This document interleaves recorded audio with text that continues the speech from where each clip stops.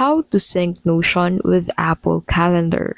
In this video, I'll show you how to sync Notion with Apple Calendar. So to get started, go ahead and open the calendar.notion.so page, and then make sure you're signed into your Notion calendar before you head over here.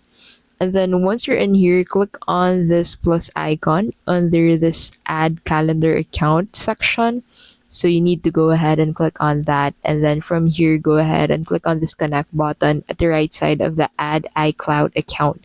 So you basically need to add your iCloud account on your Notion calendar to be able to sync the calendar that you have on Notion with the calendar that you have on your Apple devices.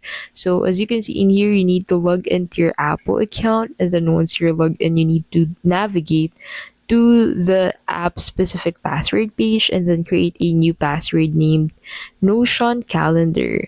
So make sure to click on this button and that will redirect you there. So you really need an Apple account to be able to sync your Notion account with your Apple Calendar. So you also need to make sure that you remember your credentials on your Apple account before you proceed. And that is how you can basically sync Notion with Apple Calendar. If this video was helpful, please don't forget to give this video a like and subscribe for more videos like this.